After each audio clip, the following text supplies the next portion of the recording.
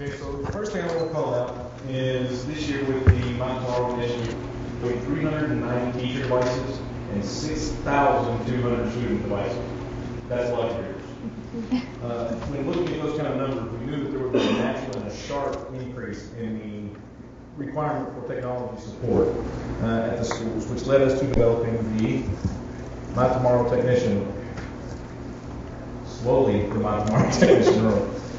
We went through an extensive and exhaustive search that included hands-on demonstrations, skills tests, and through that we found 10 candidates that had a proven ability to handle the kind of number of devices that we were looking at, but they also demonstrated that they were able to fit into the unique environments that our schools represent.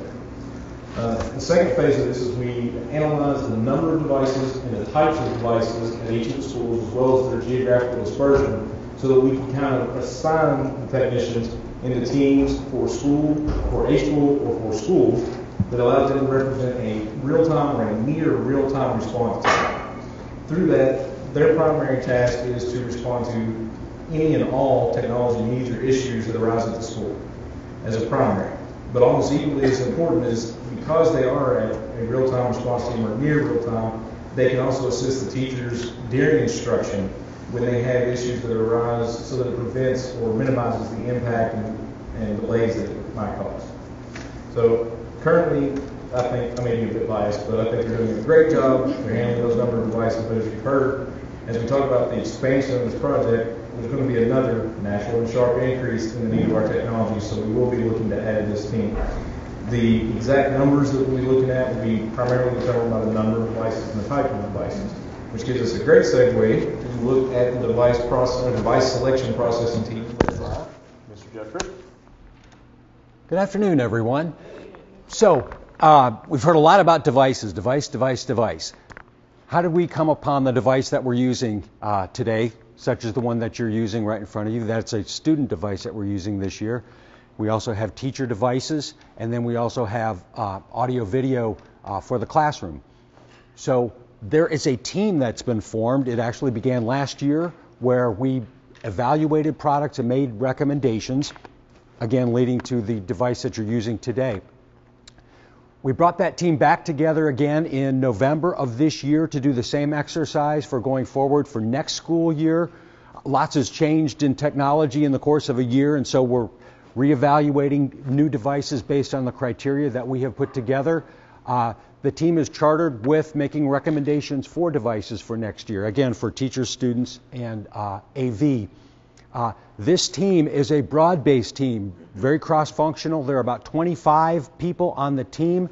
It's comprised of teachers, assistant principals, lots of central office folks from curriculum, ITM, testing, facilities. CFT has representation on there. We've got folks from student services. And probably most important, we have real live students on the team. Isn't that terrific? And they have been fantastic. I mean, they have not missed a meeting. This one girl in particular from Withrow has not missed a single meeting. And so she's actually helping to evaluate some of the products that the vendors are bringing in for us. The team has surveyed all teachers in grades 7 through 12 to get their input on what they consider to be important in teacher and student devices. Their input is critical for us to make the right recommendations. We are inviting vendors in then based on the data that we've collected and the criteria we put together. We invite vendors in, they demonstrate their products, and then we're going to narrow those products down to a short list and then evaluate and test them and come up with recommendations, which we're targeting to have in March, which is just a few weeks away. So now leading to that, I just want to make everyone aware of the fact that with the devices that you have right there, all the devices that we've put in the field this year and going forward, we are purchasing software that actually tracks the location of the device for a number of very important reasons. That is something that's very important that we want all students and teachers, everyone involved in the program, to be aware of. Most obvious is that we want people to know that if they remove this from the school premises and they're not allowed to, we're going to know about it. It will send off an alert. We set up what's called geofences around the perimeter of the schools, and we can determine what devices are allowed to leave the schools and what aren't. And if they're not allowed to leave and they're taken off campus, then it will send an alert to various folks here which act on it like immediately. So we want people to know about that. So we've worked with people in public affairs, specifically Susan again, and she has helped to develop an internal campaign branded under the My Tomorrow brand, and we're calling it My Star. And My Star is the device safety and tracking campaign that we will be rolling out. We are going to have a web portal on the My Tomorrow webpage for students and teachers to read about this. One thing I want to say real quickly is that, so obviously we're concerned about the location and safety of the device, if you will, but when you start talking about these devices leaving the school campuses and kids traveling on school buses and things with the devices, it also introduces an element of safety for the students that we want them to be aware of. So there's very important points in this campaign that we want to convey to the students and work with the teachers so that they work with their students. Things like when you're traveling on the bus, keep your device in your backpack. Don't take it out. If you're on Government Square, don't pull your device out. Just simple things like that, so it won't attract people who may be interested in the device. So, I mean, really everything starts with the safety of the student, and then the devices come second. Susan has also developed a beautiful campaign that we're going to be using in our schools, and you can see some samples of wonderful posters that she's developed that we'll be rolling out in the not too distant future. So now I'd like to bring up Debbie, who's going to talk about taking this to the street. Okay, so we have provided our students and teachers with technology, digital lessons, but how do we ensure that teachers are comfortable implementing it in the classroom?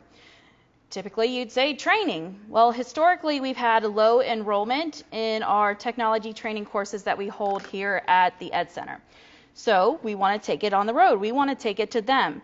That way, time, parking, snow isn't a factor in getting the teachers trained and comfortable. So the Tech Time truck is meant to be a mobile innovation lab and training center. Think of something similar to the blood drive van that parks out front of our building. So the tech truck would travel to each of the schools multiple times a year to provide specialized small group and even one-on-one training. So here's a little drawing and a picture of what it could look like. The truck will be outfitted with laptops, tablets, an interactive projector, which is exactly what our My Tomorrow teachers have in their classroom, an Aquasport that is similar to this, and more. So think of when you walk into the Apple or the Verizon store. You've got the high top counters, you've got devices out that you can play and learn about. There's people there to help you with training and get comfortable with your devices. That's kind of the atmosphere that we're going for. Teachers can come in before or after school or even during their planning bells during the day to ask questions.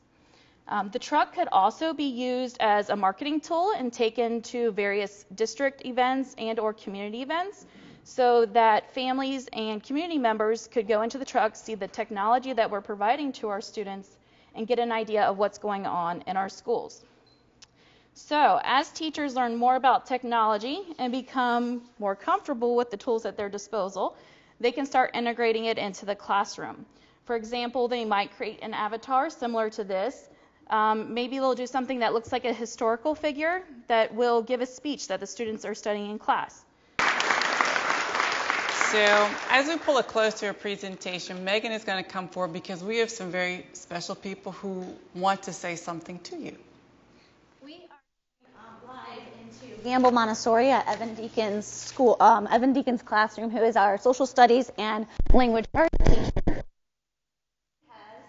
Some kids that will be joining us. The camera is kind of right there.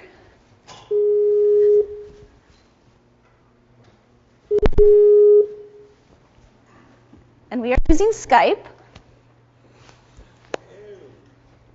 Hello. Hello. How are you guys? Good. We just kind of wanted to know, I know you guys are 8th grade students, so we wanted to know what's the difference between 7th grade and 8th grade at Gamble Montessori this year. Jessie Snow's going to kind of start us out. Here's Jessie. This year we can be a lot more involved with our learning. For example, I took a quiz earlier this year to learn which Roman emperor I would be like. I was most like, and I wouldn't be able to do that without help of the computers. And which emperor was it? We became more organized with things like Google Classroom and Playbook because we have our assignments and everything to do at home. Since we got the electronics at home. And if we didn't finish it in class, we just finished it at home. So Google Classroom and Playbook help a lot. So I think one of the biggest things is organization. I think organization has really helped the kids. Now that they have all the things online, with Google Drive, they're able to access resources in the classroom, and then they can go home and also access it at home as well. All right. Thank you, guys. Thank you for joining us. Bye. Do you have any other questions? Okay, bye. No, wait, I don't know. Maybe they do. Keep up the good work. And thanks for joining us. Guys, I appreciate it. All right. So thank you, especially for indulging us as we've gone over time. As you can see, we tried to cover a lot of information from the research to this year's implementation to what's expected for the upcoming school year, as well as have you an opportunity to interact with some of the technology that our kids are using in our schools. So that's the My Tomorrow initiative. Thank you.